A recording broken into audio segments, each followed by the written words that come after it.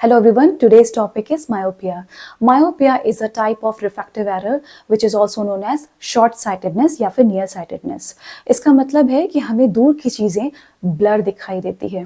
Myopia के बारे में जानना क्यों ज़रूरी है? ऑब्वियसली हमारे एग्जाम का बहुत इंपॉर्टेंट टॉपिक है और हमारे ओपीडी में बहुत सारे पेशेंट्स आते हैं, बट आपने रिसेंटली देखा होगा कि जो पास्ट फ्यू ईयर्स में स्पेक्टिकल्स यूज़ करने वाले लोगों की संख्या बहुत ज़्यादा बढ़ चुकी है और ऐसा माना जाता है कि मायोपिया जो 2050 आने वाला है उसमें 50% इंडियन पॉपुलेशन मायोपिया से सफ़र कर रही होगी। सो आज के वीडियो में हम सीखेंगे कि मायोपिया क्या है और टाइप्स ऑफ मायोपिया क्या होते हैं, इसके क्लिनिकल फीचर्स क्या हैं, ऑप्टिक्स ऑफ मायोपिक आई और पैथोलॉजिकल मायोपिया के फंडस चेंजेस क्या होते हैं और ट्रीटमेंट ऑफ मायोपिया, जिसमें हम डिस्कस करेंगे थोड़ा सा ब्रीफ में रिफ्रैक्टिव सर्जरीज के बारे में और रिसेंट एडवांसेस में जो कि आपके एग्जाम में काफ़ी पूछे गए हैं। So without any further delay let's start today's topic myopia. अच्छा, मायोपिया का मतलब क्या है? मायोपिया एक ग्रीक वर्ड है जिसका मतलब है आई शट माई आईज। ऐसा क्यों कि कई बार आपने देखा होगा जिनको रिफ्रैक्टिव एरर है, जैसे खासकर बच्चे होते हैं, वो इस तरीके से आंखों को छोटा करके ऐसे देखते हैं टीवी को या किसी कोई भी डिस्टेंट की ऑब्जेक्ट को। ऐसा फ्रीक्वेंटली कंप्लेन भी करते हैं पेरेंट्स की बच्चा हमारा इस तरीके से ऐसे करके देखता है। ऐसा क्यों किया जाता है पता है? इसका एक फिनोमिनन है जिसको हम बोलते हैं स्टेनोपिक स्लिट। स्टेनोपिक स्लिट मतलब कि जैसे आपने देखा हो ना, पिन होल सुना होगा ऑप्थेल्मोलॉजी में। पिन होल मतलब एक छोटा सा छेद होता है, एक ब्लैक आप रिफ्रैक्टिव बॉक्सेस जो होते हैं ना आपके, उसमें जाके देखिएगा तो उसमें पिन होल होता है और स्टेनोपिक स्लिट भी होती है इस तरीके से। उससे क्या होता है ना कि इस तरीके का स्लिट बन गया, यानी जो पेरिफेरल जो रेज हैं उनको कट ऑफ कर दिया, जो आउट ऑफ फोकस रही थी उनको हटा दिया, सिर्फ सेंट्रल रेज जो थी जो फोकस हो रही थी आपकी रेटिना पे प्रॉपरली। तो इससे क्या होता है, इमेज की क्वालिटी बढ़ जाती है। तो मायोपिक पेशेंट्स जो होते हैं वो इस तरीके से करते हैं, तो क्या करते हैं, वो सेंट्रल रेज को बस पास होने देते हैं, इसलिए थोड़ा सा उनका विजन इम्प्रूव हो जाता है। तो इसीलिए इसका टर्म का जो मेरे हिसाब से ओरिजिन हुआ होगा तो इसलिए था I shut my eyes. Interesting ये बात है, ठीक है। तो अभी इस जो रिफ्रैक्टिव एरर है ना, तो उनके बारे में जानने से पहले एक आपको क्वेश्चंस भी आए हुए हैं इस पे कि ईमेट्रोपिया क्या होता है। ईमेट्रोपिया का मतलब है व्हेन जो ऑब्जेक्ट्स जो होती हैं जिनकी, या फिर कह सकते हैं the rays that are coming from the infinity, जो पैरेलल रेज होती हैं, they are focus properly on the retina. ठीक है, रेटिना पे होती हैं विद आईज रिलैक्स, या फिर बोल सकते हैं कि एकोमोडेशन एट रेस्ट। ठीक है, मतलब आई को कोई भी एफर्ट नहीं डालना पड़ता है, तो एक नॉर्मल पर्सन होता है उसकी आईज क्या बोलते हैं, ईमेट्रोपिक होती है ना। अब ईमेट्रोपिया पता हो गया आपको, तो ऐसे ही हो गया एमेट्रोपिया। एमेट्रोपिया का मतलब है कि जो पैरेलल रेज हैं जो इन्फिनिटी से आ रही हैं वो रेटिना में फोकस नहीं हो रही होती हैं। ठीक है, और ये होता है हमारी रिफ्रैक्टिव एरर्स होते हैं, जैसे कि मायोपिया, हाइपरमेट्रोपिया, स्टिग्मैटिज्म और आपका प्रेसबायोपिया, है ना। तो इसका एक है एमेट्रोपिया, तो उसी में से आज का हमारा पहला टॉपिक है मायोपिया। ऑलराइट, अब मायोपिया जो होता है ना, उसके बारे में जैसे यहाँ पर भी लिखा हुआ है कि इसके टाइप्स पढ़ने से पहले एक ब्रॉड क्लासिफिकेशन है, उसका है फिजियोलॉजिकल एंड पैथोलॉजिकल। ठीक है, फिजियोलॉजिकल मतलब इसको हम बोलते हैं सिंपल मायोपिया भी बोल सकते हैं या स्कूल मायोपिया बोल सकते हैं। तो ये जो होता है ना, ये मतलब नॉर्मल जो स्कूल एज चिल्ड्रन है उनमें मिलता है, और नॉर्मल पॉपुलेशन जो हमारी है ना, अगर उसमें हम डिटेक्ट करते हैं तो वो फिजियोलॉजिकल है। और जो इसके मायोपिया होता है ना, आपको पता होगा कि हम माइनस के पावर वाले जो जिनको स्पेक्स का नंबर माइनस होता है, तो उनको मायोपिया कहते हैं। अब आगे सीखेंगे क्यों, क्योंकि वो क्या चीज़ है, ट्रीटमेंट में माइनस ही क्यों है ना, वो पता करने से पहले फिजियोलॉजिकल जो है, इनका जो पावर होता है ना, that is always less than 6, मतलब बहुत ज़्यादा प्रोग्रेस नहीं करेगा। तो दैट इज जिनका भी मायोपिया है वो लेस देन 6 डायोप्टर है, तो वो फिजियोलॉजिकल मायोपिया में रखे गए। ठीक है, बहुत ज़्यादा इसमें प्रॉब्लम्स नहीं होती हैं। पैथोलॉजिकल मायोपिया जो होता है वो क्या होता है, जनरली जेनेटिक होता है। राइट, और जेनेटिक का मतलब है कि हाँ, कह सकते हैं पेरेंट्स में हो या कहीं से भी, और बहुत जल्दी सेट इन कर जाता है, अर्ली एज में सेट कर शुरू हो जाता है, और इसके काफ़ी जो आपके हैं कॉन्सिक्वेंसेस हैं वो थोड़े ज़्यादा प्रॉब्लमैटिक है। तो पैथोलॉजिकल मायोपिया को हम कब बोल सकते हैं, जब आपका ग्रेटर देन 6 डायोप्टर से ज़्यादा पावर हो और जो एक्सियल लेंथ है that is greater than 26.5 mm। ठीक है, अब ये इंपॉर्टेंट एक्सियल लेंथ का क्या है अभी आगे बताती हूँ। अभी के लिए आप नोट डाउन कर लीजिए। पैथोलॉजिकल मायोपिया को डीजेनरेटिव मायोपिया भी बोलते हैं या प्रोग्रेसिव मायोपिया भी बोलते हैं, क्योंकि ये प्रोग्रेस करता है, काफी हाई अडाप्टर्स का पावर आता है। तो मायोपिया एक्चुअली है क्या? मायोपिया की डेफिनेशन में क्या होता है कि when the rays coming from infinity, जो पैरेलल रेज हैं, they are focused in front of retina. ये आपको बचपन से सिखाया गया है, मतलब आपको जो रेटिना है उसके आगे ही फोकस हो जाता है।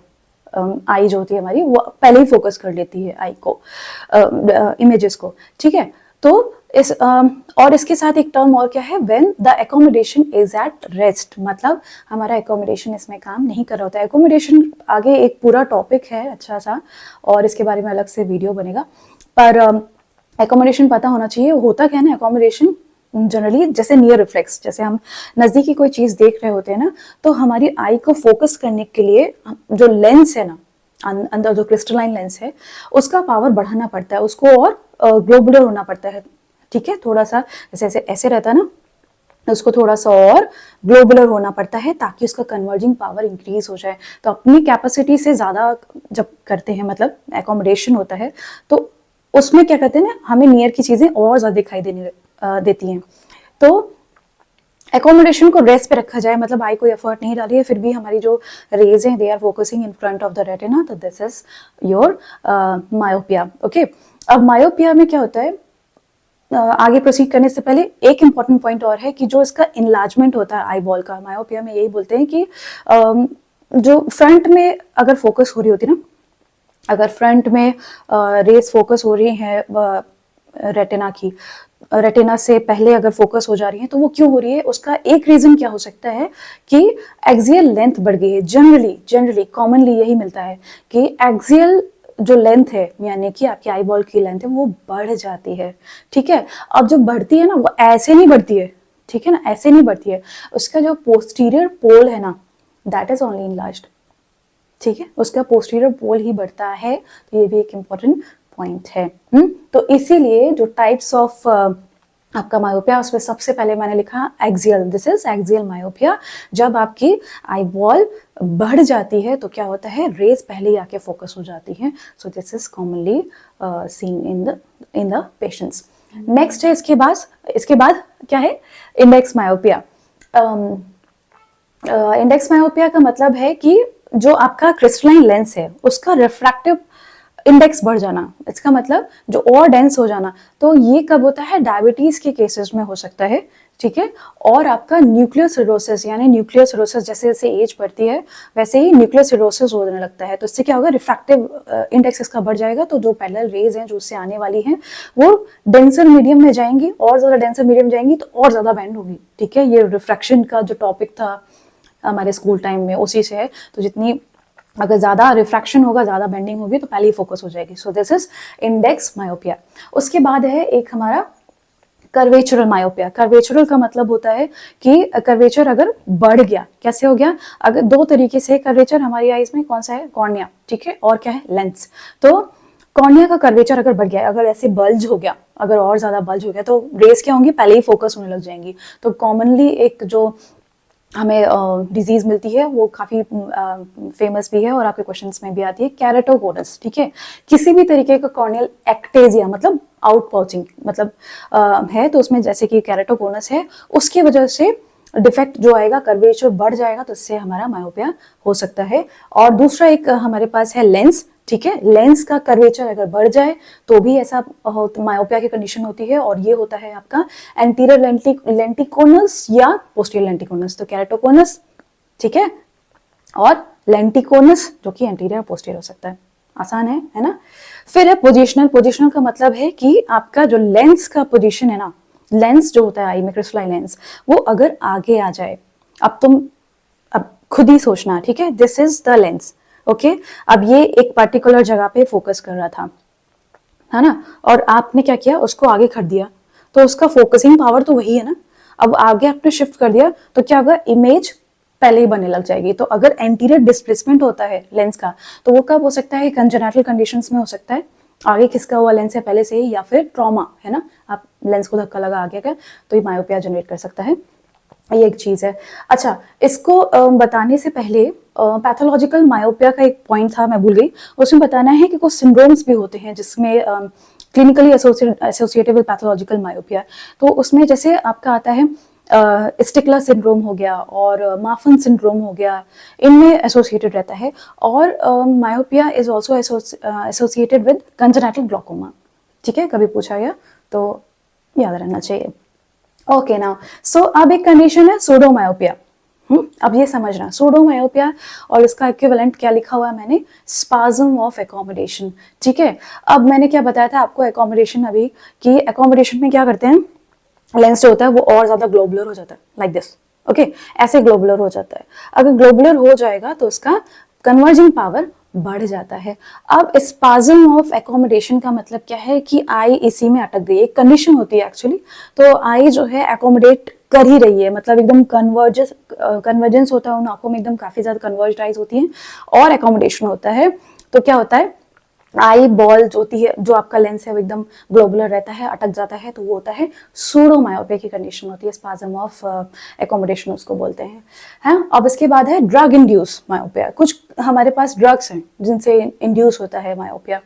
तो इसका मैकेनिज्म है जिसमें सबसे कॉमन है पाइलोकार्पिन। ओके, अब पाइलोकार्पिन क्या है, कैसे करती है, पाइलोकार्पिन है क्या चीज, कोलिनर्जिक ड्रग है। ठीक है, एसिटाइल कोलिन होता है। तो क्या करेगी, उस रिसेप्टर पे जो उसके मस्कैरानिक रिसेप्टर्स हैं वहां पर जाके एक्ट करेगी। और कहां पर है ये रिसेप्टर, सिलियरी मसल में। ऑलराइट, अब सिलियरी मसल होती है, फिर सस्पेंसरी लिगामेंट जिनको हम जोनोस बोलते हैं, उससे हमारा क्या लटका हुआ है, लेंस है। ठीक है, तो क्या होता है, प्रोसीजर समझना, अक्सर गलत करते हैं। जो एसिटाइल कोलिन से क्या हुआ, आपका जो पाइलोकार्पिन उसने क्या किया, सिलियरी मसल को स्टिमुलेट किया, इससे क्या होगा, कॉन्ट्रैक्शन होगा। जब सिलियरी मसल का कॉन्ट्रैक्शन होगा तो दे विल कम फॉरवर्ड। ठीक है, वो आगे आएंगे, जैसे आई है ना उसमें फॉरवर्ड आ जाएंगे, आगे की तरफ आएगी कॉन्ट्रैक्शन होने से। अगर कॉन्ट्रैक्शन होगा तो क्या होगा, जो जोन्यूल्स हैं वो रिलैक्स हो जाएंगे। ठीक है, अगर कोई चीज इस तरीके से है, अगर ऐसे है, हमारी नॉर्मल जो आईज होती है ना जिसमें एकोमोडेशन नहीं हो रहा होता है, आराम से बैठे हम लोग, उसमें क्या होता है ना कि बिल्कुल ऐसे टाइट होते हैं जो जोनल्स होते हैं, तो उसका लेंस का शेप भी डिफरेंट होता है ना, इलोंगेटेड होता है। बट अगर हमें नियर देखना है, या फिर अगर हमने पाइलोकार्पिन दी पेशेंट को आंखों में डालने के लिए यानी आओ, तो फिर क्या होता है कि जो सिलियरी मसल है वो कॉन्ट्रैक्ट करेगी। Okay, and it comes forward, और क्या होगा, जो जोनल्स होंगे वो स्लैक करेंगे। ठीक है, ढीले पड़ जाएंगे। अगर ये जोनल्स लूज हो गए तो लेंस का स्ट्रक्चर क्या होगा, ग्लोबुलर हो जाएगा, है ना। अगर ये स्लैक किया है तो वो क्या होगा, और ज्यादा कंप्रेस होगा, मतलब और ज्यादा राउंडेड हो जाएगा, तो ग्लोबुलर हो जाएगा। इससे क्या होगा, आपका मायोपिया लाइक कंडीशन डेवलप हो जाती है। तो पाइलोकार्पिन काफी ज्यादा इसमें इंपॉर्टेंट है, और इसके साथ ही है एसीटाजोलामाइड भी ये कंडीशन प्रेसिपिटेट कर सकती है, और वही जो आपके सल्फा ड्रग्स हैं। ठीक है, तो ये एक ड्रग इंड्यूस मैं आपको बताना था, है ना, तो याद रखना।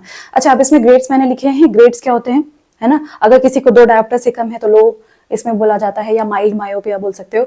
और फिर इसके बाद बोलते हैं 2 to 6 अगर है तो मॉडरेट मायोपिया है, एंड ग्रेटर देन 6 है तो हाई मायोपिया ठीक बोलते हैं। ठीक है, तो हमारा ग्रेटर देन 6 तो कहाँ, पैथोलॉजिकल मायोपिया में ही जनरली मिलता है। ओके, अब क्या है, हम ऑप्टिक्स सीखते हैं, optics of a myopic eye. Optics of myopic eye में सबसे पहला क्या लिखा हुआ है, इंक्रीज पावर ऑफ द आई। इसका मतलब है कन्वर्जेंस पावर ऑफ द आई, है ना। कन्वर्जेंस पावर मतलब आई का जो कन्वर्ज करने का, रेस को कन्वर्ज करने का पावर होता है वो बहुत बढ़ जाता है। खुद ही सोचो ना कि एक आई है ना, उसमें इन्फिनिटी से रेज आ रही थी, वो फोकस हो रही थी रेटिना पर। ठीक है, अब अगर हमने उसका पावर इंक्रीज कर दिया, अगर हमने इसका पावर इंक्रीज कर दिया, कन्वर्जेंस उसका बढ़ा दिया, तो क्या होगा, रेज जो होती है वो फोकस करेगी पहले ही।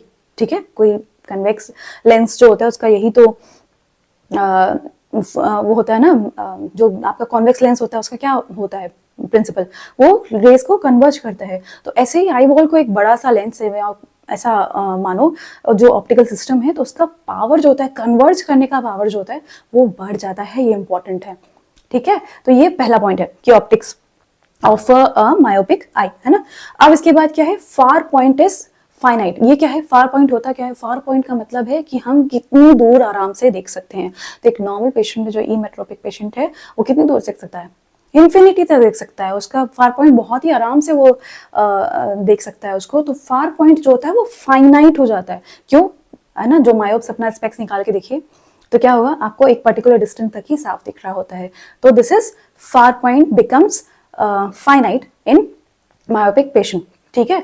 फिर इसके बाद है ये 2 पॉइंट्स है ना, ये अगर याद रह जाए तो अच्छी बात है, लेकिन लिखे हैं कहीं कहीं बुक्स में, एमएस के स्टूडेंट्स को पूछा जा सकता है। उसमें क्या है, nodal point is far from the retina, ठीक है।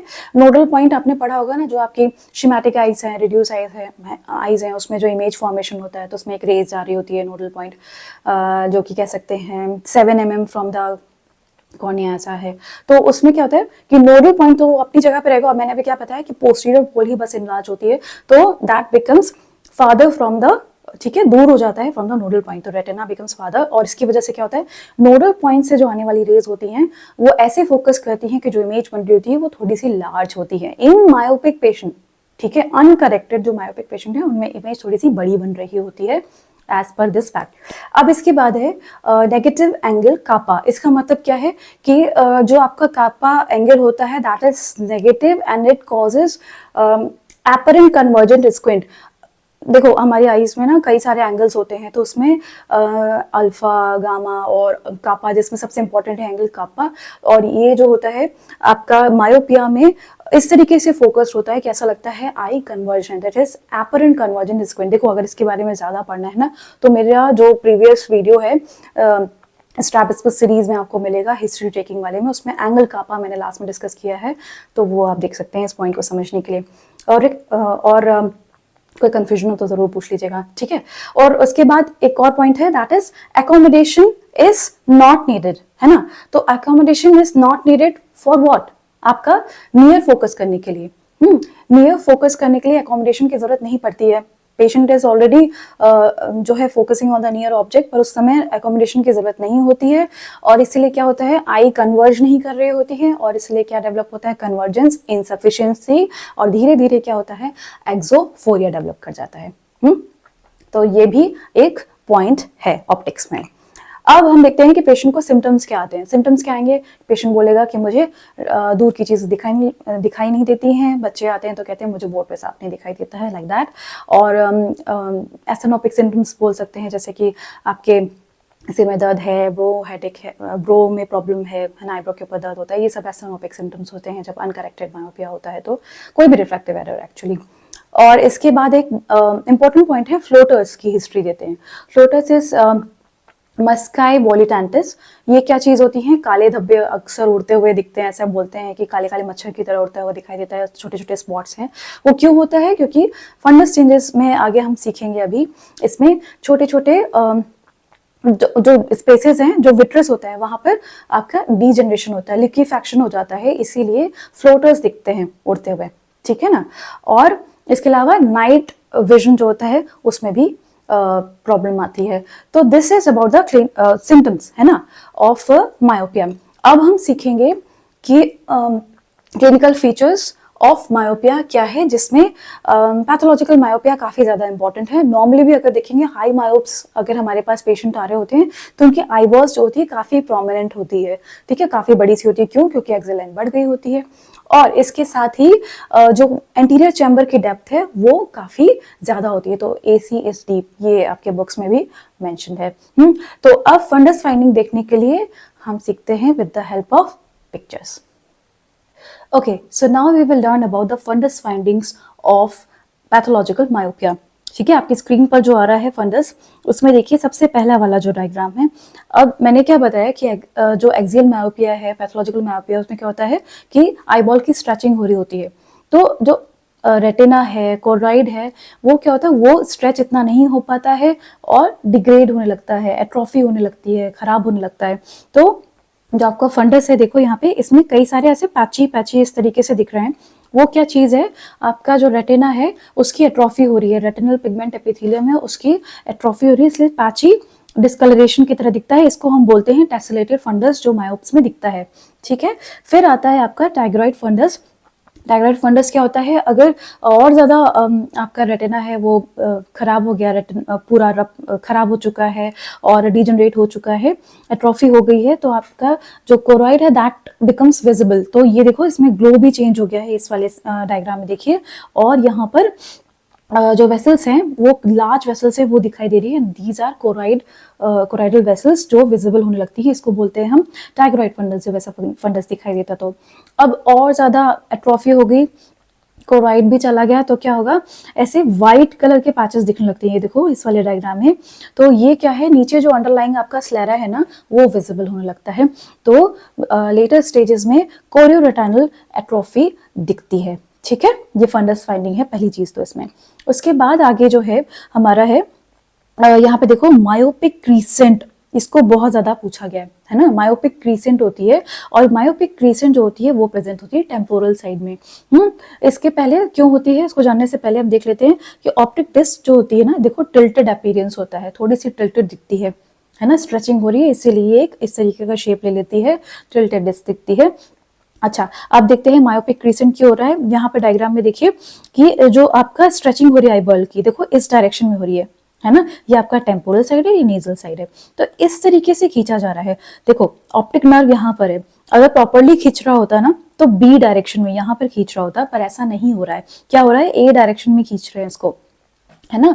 तो इससे क्या हो रहा है, आपका जो यहाँ से इस वाले एरिया से रेटिना और कोराइड वो पूरे स्ट्रेच हो चुके हैं, पूरे डिटैच हो जाते हैं, इसलिए यहाँ से आपको अंडरलाइंग स्लेरा दिख रहा होता है टेम्पोरल साइड पे, ठीक है। इस वाले डायग्राम में यहाँ पर देखो, यहाँ पर भी सेम चीज बताई गई है, रेटिना और कोराइड जो है वो खिसकते जा रहे हैं, और नीचे की तरफ से टेम्पोरल साइड में आपको यहाँ पे क्रीसेंट दिखाई दे रही है। अच्छा, एमएस के स्टूडेंट के लिए एक बार पूछा जा सकता है कि क्योंकि इस डायरेक्शन में जैसे हमने देखा ना ऐसे खिंच रहा है, तो क्या होता है, जो नेजल जो रेटिना है ना वो ओवरराइड करने लग जाता है, तो ओवरराइड करता है तो सुपर ट्रैक्शन होता है, इसीलिए यहाँ पर आप देखो इस डिस्क में भी ऐसे आपको दिखाई देता है, तो सुपर अट्रैक्शन दिख रहा होता है फ्रॉम द नेजल साइड। अगर नहीं याद रहे तो मायोपिक क्रीसेंट तो कभी भूलनी नहीं है, ठीक है, वो हमेशा याद रखना है। अब इस वाले डायग्राम में देखिए, यहाँ पर क्या है, ये लैकल क्रैक्स है, ये देखो यहाँ पर दिखाई दे रहे हैं। तो जो कोराइड के जो ब्रक्स मेम्ब्रेन है ना उसमें ब्रेक्स जनरेट होने लगते हैं, लैकल क्रैक्स, है ना, तो इस तरीके से दिखाई देते हैं, मैक्यूला पे दिखाई दे रहे होते हैं। अब आगे बढ़ते हैं, आपको कभी कभी सब रेटिनल हेमरेजेस दिख सकते हैं जिनको हम कॉइन हेमरेज भी बोलते हैं, ठीक है। अब आगे मैक्यूला पर हमें क्या मिल सकता है, कोराइडल नियोवास्कुलर मेम्ब्रेन, ठीक है। अब ये क्या चीज है, कैसे बनती है, देखो बताते हैं।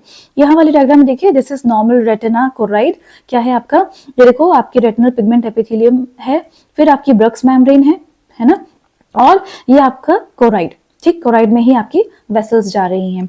अब क्या होता है, अगर ब्रक्स मेम्ब्रेन में ब्रेक आया, जैसे हमने लैकल क्रैक्स में भी देखा, तो क्या होगा, नियोवास्कुलाइजेशन सॉरी, इसका मतलब है जो आपकी वेसल्स हैं वो ग्रो करने लग जाएंगी ऊपर की तरफ, है ना, इसमें इसको ब्रेक करके ऊपर की तरफ ग्रो करेंगी, और रेटिनल पिगमेंट एपिथेलियम का डिटैचमेंट हो जाएगा, और धीरे धीरे और ज्यादा ये न्यूरोसेंसरी रेटिना तक पहुंच जाता है। तो ये होता है कोराइडल नियोवास्कुलर मेम्ब्रेन, जो कि मायोपिया में बहुत कॉमनली होता है, हाई मायोपिया के केस में इससे विजन का डिटोरिएशन होता है, इसलिए ओसीटी यानी आपको जो इन्वेस्टिगेशन है वो हमेशा कराना चाहिए, है ना।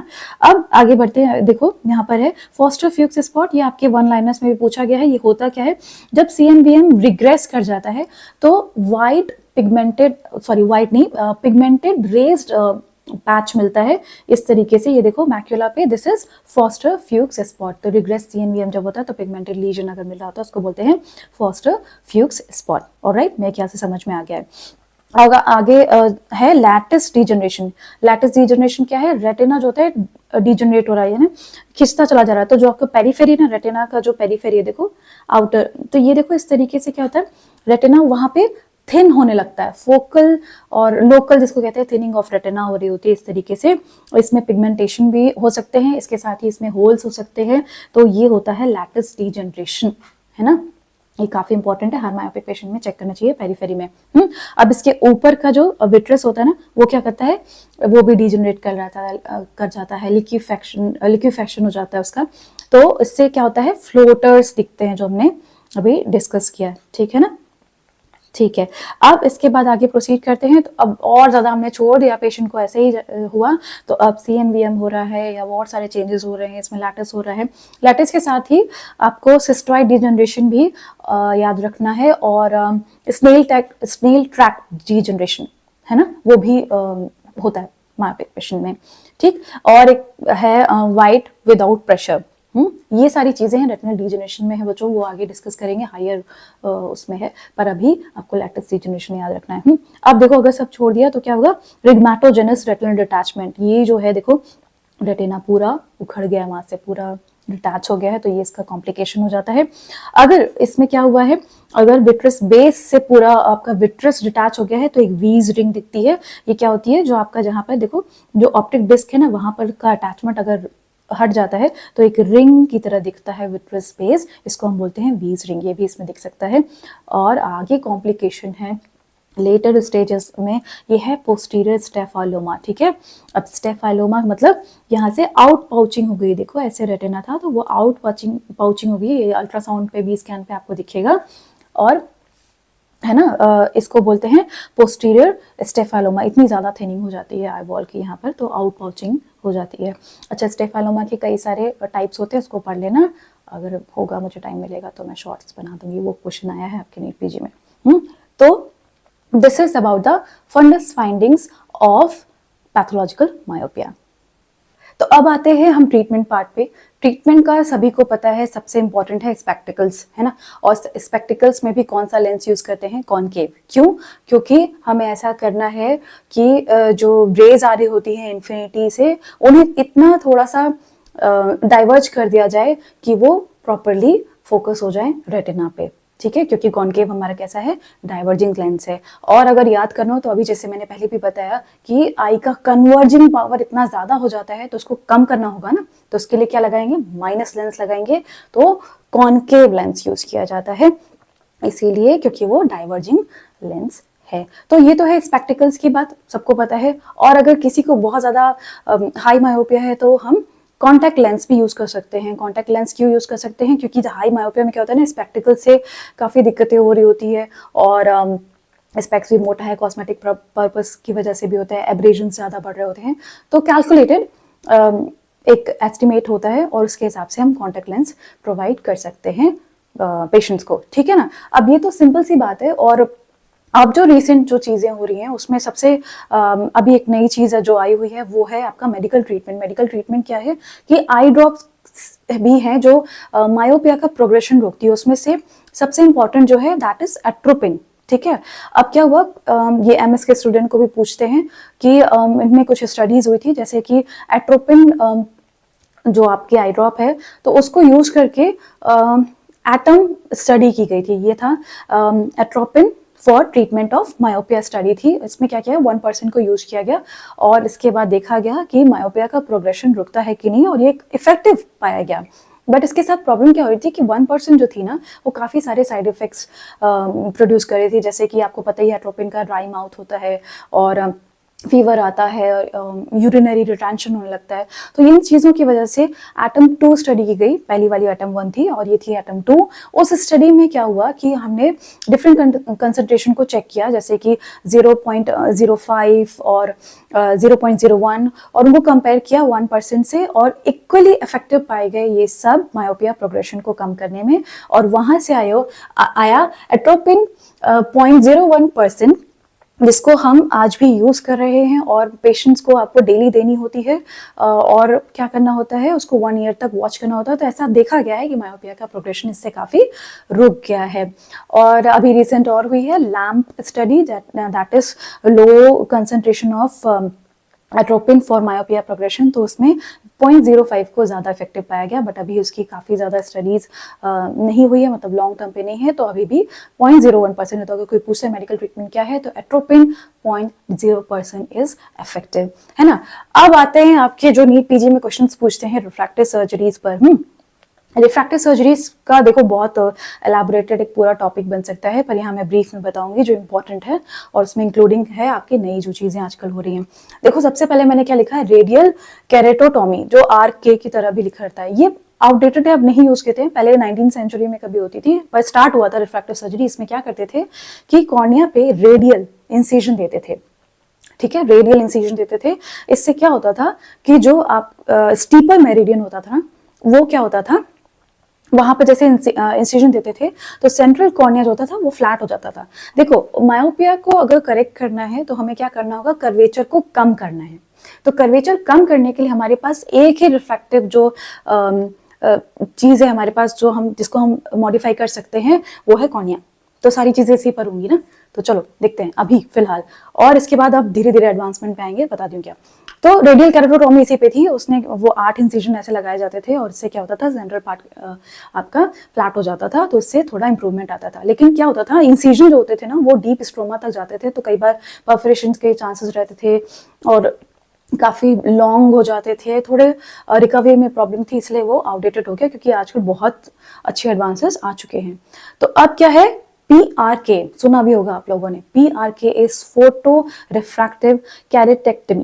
कैरेटेक्टमी का मतलब होता है वो ओटोमी था, ये टेक्टमी। इसमें क्या है, देखो इसमें क्या करते हैं ना कि फोटो रिफ्रैक्टिव, यहाँ हम लेजर्स का यूज कर रहे हैं। इसमें क्या करते हैं कि PRK जो था स्टैंडर्ड जो था, उसमें अल्कोहल जो होती थी उससे एपिथेलियम कॉर्निया की उसको हटा देते थे, फिर लेजर से एब्लेजन किया, photo ablation is the technique, और इससे क्या होता था, कॉर्निया को फ्लैट कर दिया और इसके ऊपर आपका कॉन्टैक्ट लेंस रख दिया जाता था, आज भी करते हैं, है ना। और इसके अलावा जो आपका जैसे अल्कोहल से किया, तो अब दिस इज PRK। और जो अब और भी ज्यादा थोड़ा सा एडवांस कर दो तो वो एक और आ गया है ट्रांस PRK। ट्रांस PRK कुछ नहीं है, उसमें लेजर से आपका एपिथेलियल को हटाते हैं और बाकी सब एब्लेशन वैसे ही है। अच्छा, ये इंपॉर्टेंट पॉइंट है कि जो लेजर यूज की जाती है ना, एक्साइमर लेजर होती है इसमें रिफ्रैक्टिव सर्जरीज में, तो इसका आपसे वेवलेंथ पूछा गया है, दैट इज 193 आपको पूछा गया है इसमें, तो याद रखना ये जो आपका इंपॉर्टेंट जो मैथमेटिकल 193 है, उसको आपको बताना है। और इसके अलावा आगे जो हम प्रोग्रेस कर रहे हैं उसमें और एक और लेजर है, मैं बताऊंगी नाम क्या है उसका।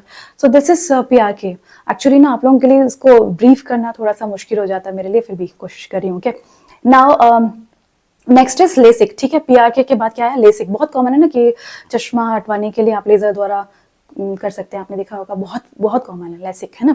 तो लेसिक एक्चुअली है क्या कि देखो इसमें डिफरेंस क्या है कि लेसिक में फ्लैप बनाते हैं, ठीक है, फ्लैप बनता है। फ्लैप मतलब जो थोड़ा सा एपिथेलियम और आपका जो स्ट्रोमा है ना, अगर हम कहें तो स्ट्रोमा जो होता है ना, उसका एंटीरियर स्ट्रोमा अगर आप समझ लें, तो उसका फ्लैप थोड़ा सा निकाल के, ठीक है, उसको एलिवेट करते हैं, है ना, उसको एक तरफ करते हैं, और फिर इसके बाद फोटो एब्लेशन करते हैं एक्साइमर लेजर से, and then we again deposit the flap, ठीक है।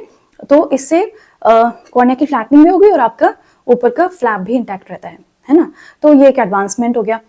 अब लेसिक जो है वो कई तरीके से किया जाता है, तो जैसे माइक्रोकेराटोम जो पुराना मेथड था, फिर एपिकेराटोम, है ना, और इसके बाद फिर आपका आया फेम्टोलेसिक, ठीक है। फेम्टोलेसिक क्या है, फेम्टोलेजर एक आई हुई है, फेम्टोलेजर है, उससे आप फ्लैप क्रिएट करते हैं तो ज्यादा प्रिसाइज और ब्यूटीफुल फ्लैप बनता है।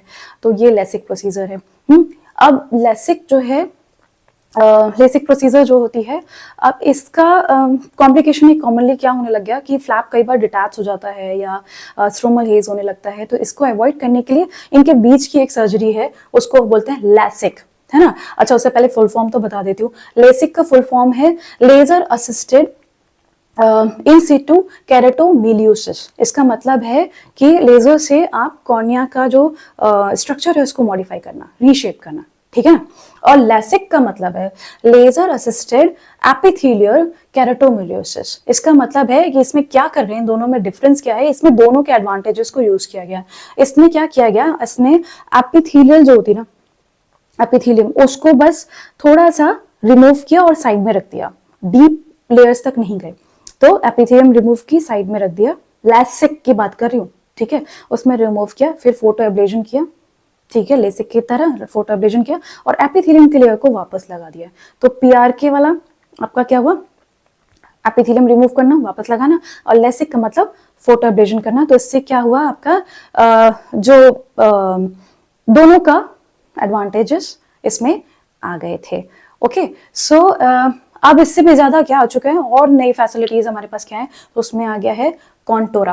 अब देखो इनका सिलेक्शन, पेशेंट का सिलेक्शन और ये सब बहुत सारी डिफरेंट चीजें हैं। अगर आपको इनके लिए वीडियो चाहिए, रिफ्रैक्टिव सर्जरी पूरा एक डिटेल वीडियो बन सकता है, अगर आपको चाहिए तो आप कमेंट में बताइएगा, अगर समझना है तो अभी छोटा छोटा बता दे रही हूँ, ठीक है। हर एक के लिए क्राइटेरिया अलग है, पेशेंट सिलेक्शन अलग होता है, तो इसीलिए अलग अलग बनाई गई है। तो अब एक आई है कॉन्टोरा। कॉन्टोरा क्या है, देखो लेसिक जो था वो सिंपल किया, फोटो एब्लेशन और खत्म, है ना। तो उसमें क्या आता है, कॉन्टोरा में है टोपोग्राफी गाइडेड। इसका मतलब है जो कॉर्निया जो हमारा स्ट्रक्चर है ना, उसमें अलग अलग पॉइंट्स हैं, जैसे टोपोग्राफी मतलब मैपिंग, ओके, उस पॉइंट को मैप करके परफेक्ट एब्लेशन करना, ठीक है, परफेक्ट उसको एब्लेट करना, वो जो था दैट इज डन बाय कॉन्टोरा। तो इसमें क्या होता है ना, लेसिक में और इन सब में सिर्फ 2000 पॉइंट्स की ही मैपिंग होती थी, लेकिन कॉन्टोरा 22,000 पॉइंट्स को मैप करके बना सकता है, तो परफेक्ट आपका रीशेपिंग होती है कॉर्निया की, ठीक है। तो अब कॉन्टोरा के बाद हम आगे बढ़े। अब इसमें ये सब क्या हो रहा है ना, इसमें भी आपका फ्लैप बन रहा है, इन सब में फ्लैप बन रहे होते हैं। तो अब हमें फ्लैप नहीं बनाना, तो इसलिए क्या इन्वेंट किया गया, रिफ्रैक्टिव लेंटिक्यूल एक्सट्रैक्शन। इसको रिलैक्स भी बोलते हैं। इसका मतलब है कि स्ट्रोमा है ना, स्ट्रोमा आपका कॉर्निया का, उसमें से एक पार्ट निकाल दो, उसका एक लेयर उसकी निकाल दो, स्ट्रोमा की पार्ट। जैसे आप समझ लीजिए कई ब्रेड की स्लाइसेस रखी, उसमें से एक ब्रेड की स्लाइस निकाल दो, तो क्या होगा, फ्लैटनिंग हो जाएगी, ठीक है ना। तो वो है, उसको जो एक पीस निकाला उसको लेंटिक्यूल बोलते हैं, that is refractive lenticule extraction. उसमें सबसे ज्यादा जो आपने सुना होगा स्माइल प्रोसीजर।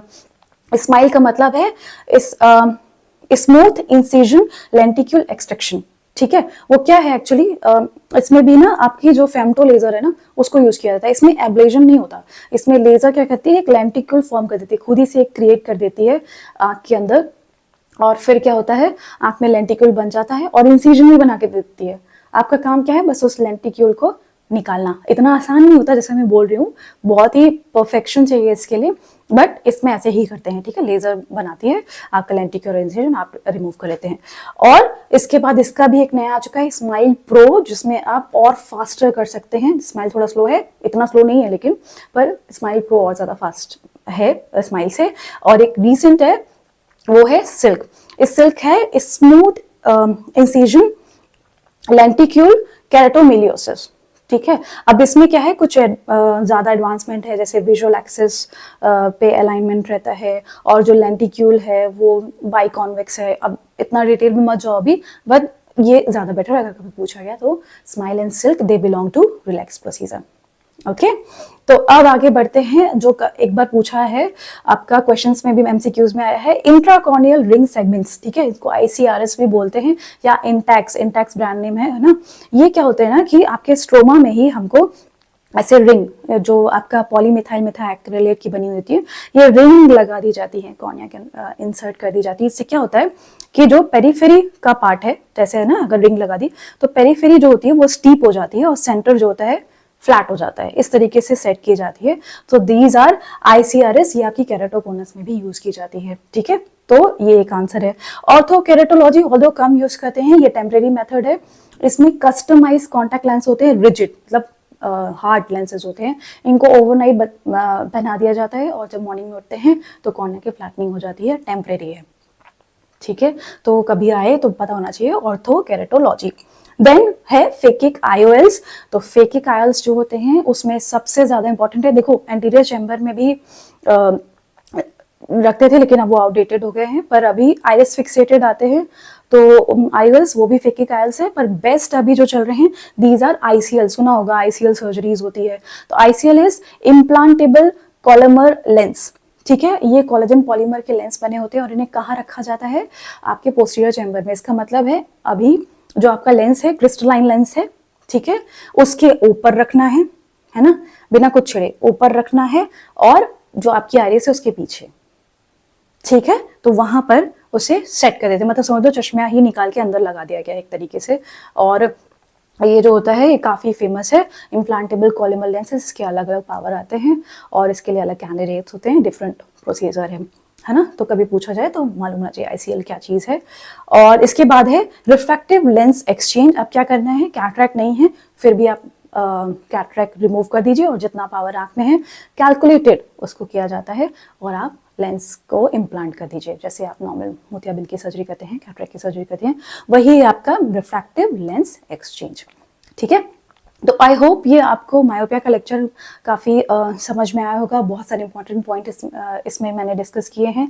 अगर कहीं कोई डाउट आ रहा हो तो प्लीज़ पूछिएगा, और आपके जो कमेंट्स हैं जिसमें आप काफ़ी ज़्यादा अप्रिशिएट करते हैं वो मुझे बहुत अच्छे लगते हैं।